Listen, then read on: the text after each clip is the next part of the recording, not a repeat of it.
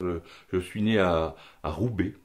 Alors on entend quelquefois parler de Roubaix, l'enfer du Nord, mais Roubaix c'est un lieu où j'ai eu une enfance merveilleuse et avec un frère, une sœur et des parents super et j'étais bien dans le Nord. C'était vraiment c'est un beau pays qui mérite à être visité. Bon, c'est un beau pays, mais le climat n'est pas suffisamment douillet pour envisager d'y passer ma retraite. Mais pour autant, on y retourne chaque année régulièrement. J'ai plus de famille là-bas, mais on y retourne parce que tout simplement, on aime le caractère des gens. Ce sont des gens qui ont vraiment des vrais gens. Tout comme la Belgique aussi, c'est un peu cette proximité. C'est là-bas que j'ai fait mes études. J'ai quitté le Nord à 20 ans, donc j'ai eu tous mes apprentissages là-bas, y compris la voile. J'ai découvert la voile pour les gens qui connaissent un peu le Nord, sur la côte d'Opale, qui est une merveilleuse côte qui a aussi beaucoup de charme, quelquefois sous la pluie, mais aussi beaucoup de charme avec ses caps, le cap Griné, le cap Blanc-Nez et ses plages. Quand tu dis que les gens du Nord sont des vrais gens, est-ce que tu peux développer? Ben, ça fait partie du caractère qui m'est resté, c'est-à-dire que ce sont des gens, vous rentrez quelque part, vous arrivez chez eux, on vous reçoit et on vous accueille aussitôt, ce sens de l'hospitalité qui n'est pas toujours évident dans les autres pays où l'approche est plus difficile. Dans le Nord, souvent, on vous tutoie très rapidement, mais aussi on aime vraiment parler, et écouter les gens et s'occuper d'eux. Donc, ce que j'ai vécu dans un deuxième temps en Bretagne, le breton était beaucoup plus difficile d'accès, à approcher. Ce sont des gens merveilleux aussi, mais c'était plus difficile. Alors je pense que dans le nord, c'est peut-être le climat qui veut ça. On s'abrite parce qu'il pleut beaucoup et du coup on s'abrite chez les gens et on rentre chez les gens et on est, on rentre dans un foyer qui est toujours allumé parce que la température n'est pas toujours là. Et je pense que c'est vraiment des valeurs qui me sont restées et que j'essaie de reprendre ici quand je reçois du monde à Metz. Tu peux nous dire de tes parents? Alors, mes parents, ils sont tous les deux partis. Mon père est parti beaucoup trop tôt. J'ai pas eu, il est parti à 69 ans, donc j'avais vraiment le sentiment de ne pas lui avoir tout dit. Mais il m'a transmis beaucoup de choses en termes d'amour de la géographie et de toute la découverte des lieux. Quand on était jeune, mon père nous emmenait en vacances toujours dans les Alpes. On avait découvert aussi les pays étrangers, l'Italie, l'opéra en Italie, Vérone. J'étais tout jeune gamin. L'Autriche, l'Allemagne. On a fait tous ces pays-là avec la voiture et quelquefois la caravane plus tard derrière. Et c'était des vacances inoubliables. Il a fallu attendre l'âge de 15 ans où on avait fait les châteaux de la Loire et on lui a dit qu'on en avait marre de faire de la voiture et on s'est posé en Bretagne, du côté de Saint-Malo, à côté, à Cancale, et c'est là qu'on a découvert, et on est resté pour une fois 8 jours au même endroit où on s'est fait des amis, et après je suis revenu régulièrement plus tard à Cancale pour retrouver ces amis qu'on avait fait. Mais jusqu'à l'âge de 15 ans, on partait avec les parents et c'était formidable. Ma maman est partie beaucoup plus tard, elle est partie il n'y a pas très longtemps, elle est partie à 94 ans, et elle, c'était une femme qui était d'une douceur, d'une gentillesse, la maman euh, dont on, dont on rêve, mais qui était toujours, jamais un mot de trop, toujours gentille. Enfin, j'ai un souvenir d'elle qui était d'une douceur notable. Beaucoup de gens qui la connaissaient m'enviaient d'avoir cette maman. Et qu'est-ce qu'ils faisaient dans la vie tes parents? Alors mon papa travaillait dans une usine textile parce que à Roubaix, le textile était quelque chose de très important. Il avait un rôle de responsable commercial sur des vendeurs, des représentants comme on appelait ça à l'époque. Et donc c'est ce qui lui permettait d'avoir cette envie d'aller visiter un petit peu partout parce qu'on allait souvent chez des amis qui étaient des vendeurs dans les régions et on se retrouvait comme ça à découvrir. J'ai découvert la France notamment grâce à ça. On allait voir des représentants qui étaient devenus des amis et il a fait une carrière disons d'autodidacte. Il avait le brevet à l'époque, ça s'appelait, et il a après monté pour devenir cadre et il a fait un métier super. Tandis que ma maman, elle l'a connu, à l'époque ça s'appelait la JOC.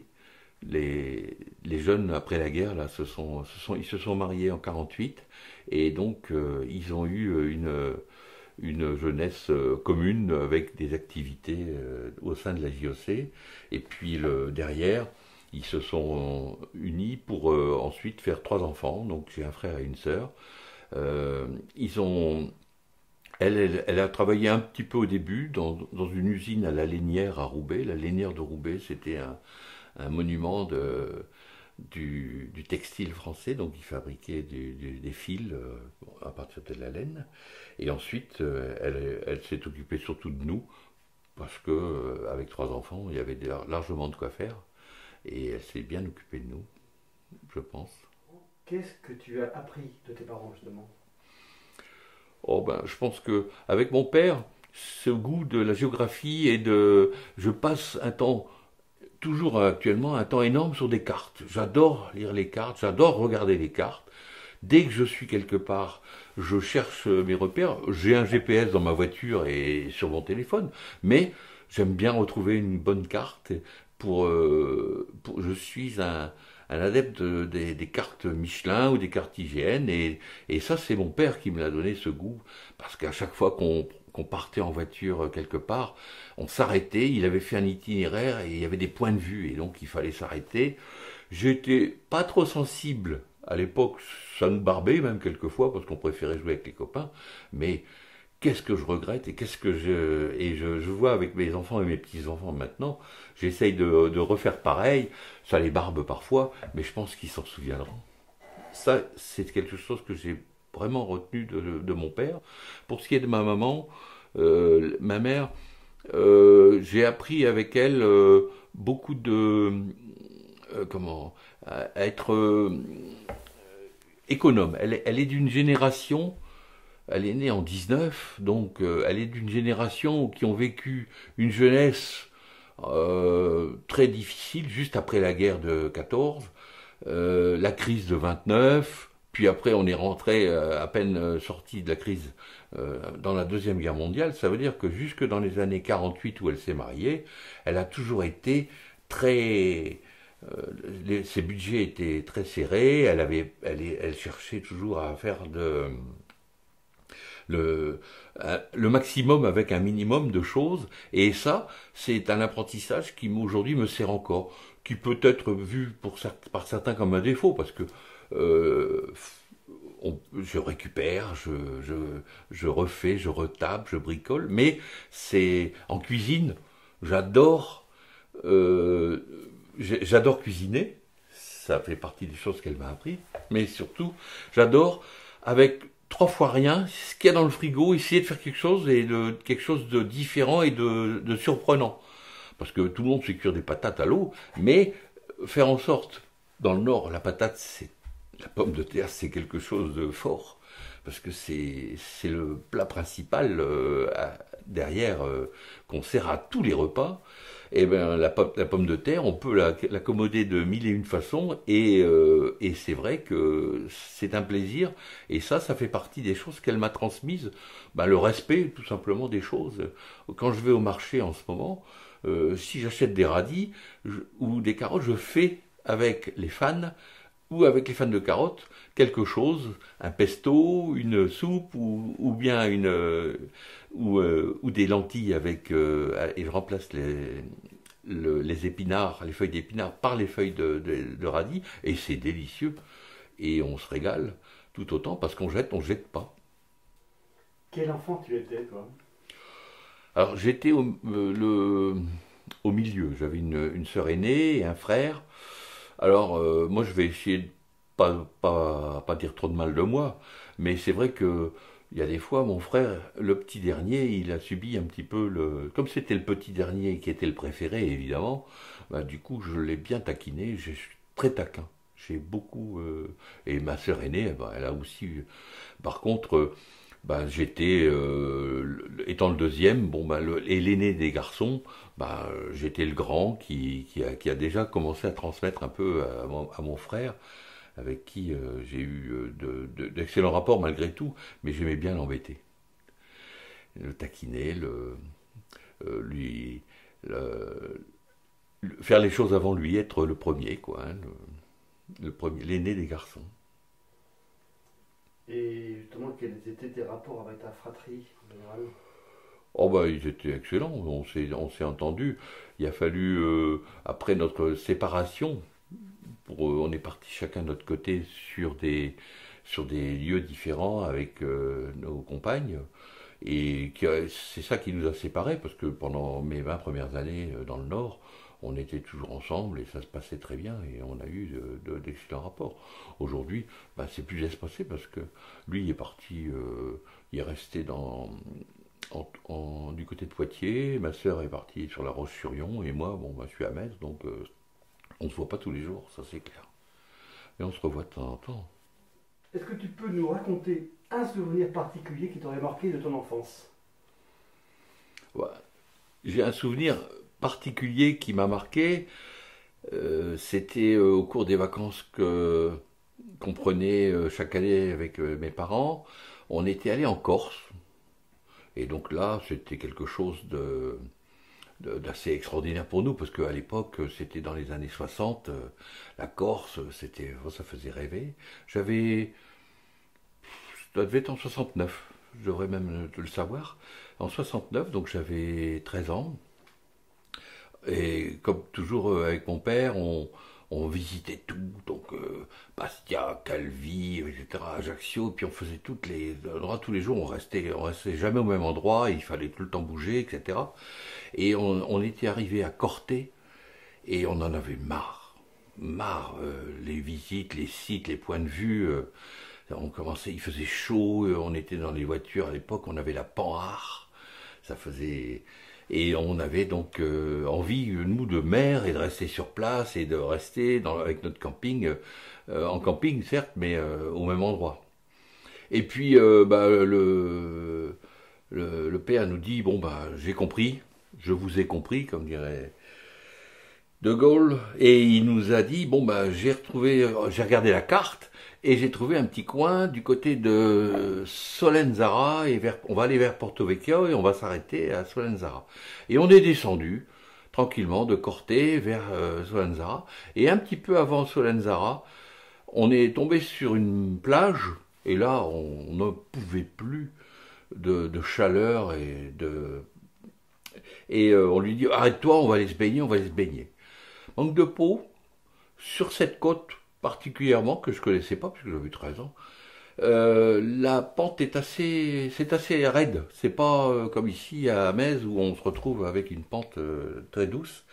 Et on sortait de 3 heures de voiture où on avait fait une chaleur pas possible après-midi. J'ai plongé dans l'eau comme ça et je suis pas remonté. Je suis pas remonté, j'ai fait. Les parents étaient à peine installés sur la plage, je suis pas remonté, mon frère était à côté, etc. Et puis ma maman, qui était très attentive, elle a commencé à voir que je revenais pas. J'ai fait donc ce qu'on appelle une hydrocution et je remontais pas. Elle a commencé à crier, à appeler au secours. Mon fils, il sort pas de l'eau. Faites quelque chose. Et là, un maître nageur, enfin un type assez sportif est venu, a plongé, mais pas très loin parce qu'en fait ça descendait très raide, de façon très raide. Il m'a retrouvé et il m'a ressorti de l'eau. Et là, il s'est passé quelque chose. Mon premier baiser avec une doctoresse anglaise qui était sur la plage en vacances et qui m'a fait un bouche à bouche on m'a raconté, parce que moi j'étais inconscient. Et le bouche à bouche terminé, je suis parti en urgence à Porto Vecchio chez un médecin qui, ne pouvant rien faire, a appelé l'hélicoptère de la base militaire de Solenzara. Et j'ai eu, après mon premier baiser, eu mon premier vol en hélicoptère, donc baptême de l'air. J'étais un petit peu conscient là cette fois-ci, je me souviens vaguement des militaires qui étaient tous dans leur... Et ils m'ont amené en hélicoptère jusqu'à Bastia, où j'ai passé 4-5 jours pour me remettre. Et une fois sorti de cet épisode dont je n'ai le souvenir que ce qu'on m'a raconté, ben j'ai replongé comme avant et j'ai jamais eu peur de l'eau. La preuve, c'est que je me baigne tous les jours à Metz. Alors, ce qui est pour l'anecdote amusant, encore une anecdote, c'est que les journalistes étant avides de faire un article, et je l'ai encore, mais je ne sais pas où, avaient fait un article, ils avaient interviewé le médecin de Porto Vecchio qui m'avait soigné, et ils avaient fait un article, le jeune Deleu est mort victime d'une hydrocution. Et j'ai donc dans un journal qui m'annonce la mort, comme que je suis décédé. Donc c'est un souvenir que je raconte avec plaisir parce que je m'en suis tiré finalement. Et donc c'est un beau souvenir. En fait, c'est lié aux merveilleuses vacances qu'on avait et qu'on passait avec les parents. Quand tu étais enfant, quels étaient tes rêves? Alors, il y a eu différentes périodes, mais celle qui vient à l'esprit en premier, c'est quand j'ai eu mes premiers apprentissages en bateau à faire de la voile dans le Nord. Mon premier souhait, quand j'ai eu terminé mon premier cycle de formation qui était donc j'ai obtenu un bac technique, ça a été l'envie de partir en Bretagne pour aller faire du bateau et d'en vivre. C'était à l'époque où Tabarly était au sommet de sa gloire, Alain Colas, les grands marins, les grands navigateurs, et j'avais qu'une envie, moi, c'était de partir faire un tour du monde. Le problème, c'est que on n'en vit pas tout ça, et donc je me suis heurté à la réalité, et mon rêve s'est envolé une fois que j'ai fondé une famille en me mariant. Durant ta scolarité, quel élève tu étais? Oh, je n'étais pas très brillant, j'étais plutôt un élève moyen. En primaire, oui, ça a été. Au secondaire, il s'est passé même un truc, c'est qu'à la fin du secondaire, les enseignants dans l'école où j'étais m'avaient dit, bon, on va pas l'inscrire au BEPC parce qu'il va pas l'avoir. Et puis finalement, ma maman qui y tenait, elle m'a inscrit à titre, comment on appelle ça, individuel, quoi. Et je l'ai passé et je l'ai eu. Bon, alors, pour ne pas perdre la face, ils ont répondu, oui, mais il a eu la chance, quoi. Bon. Et du coup, j'ai pas pu être orienté vers une seconde, et je suis parti vers une filière technique. Et donc, je suis parti en BEP. Donc, j'ai fait un BEP, un CAP BEP, là, d'électrotechnique. Et j'étais plutôt bon, mais parce que c'était une filière un petit peu au rabais, considérée au rabais au moins. Mais bon, j'ai eu des rencontres avec des profs qui étaient assez intéressants, des vrais transmetteurs, des gens qui m'ont donné l'envie et du coup, à la fin de ce BEP des 2 ans, ils m'ont proposé de retourner dans le circuit traditionnel et refaire une première. Donc j'ai fait un bac au lieu de 3 ans, j'ai fait mon bac en 4 ans. Et là, par contre, n'étant pas l'élève brillant que j'aurais pu être, je me suis arrêté là.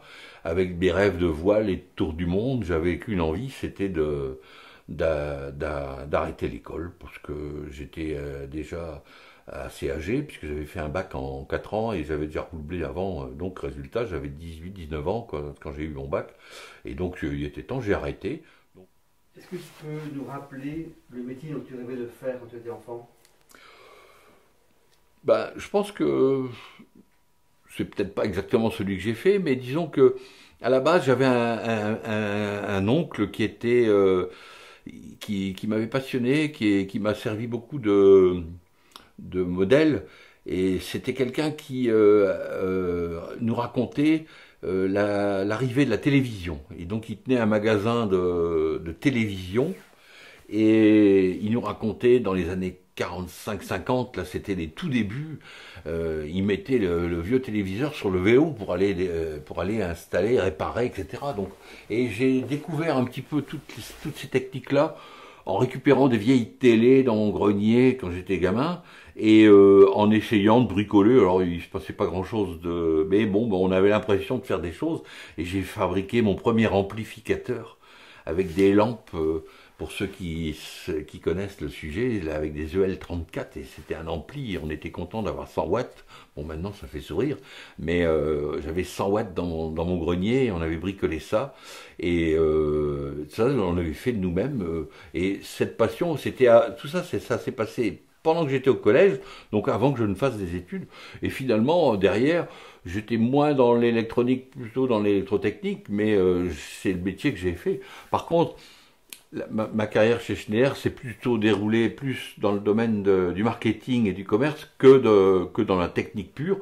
Mais par contre, les 10 années que j'ai passées en tant qu'opérationnel dans une usine m'ont énormément servi. C'est ce qu'on reproche d'ailleurs à la plupart des jeunes qui sortent d'école et qui partent directement dans des fonctions marketing ou commerciales sans avoir ce passé. Moi, ça m'a servi parce qu'à chaque fois, quand je discutais avec des clients, je connaissais leur métier parce que je l'avais pratiqué pendant 10 ou 15 ans avant. Et donc, je pense avoir fait le métier dont je rêvais.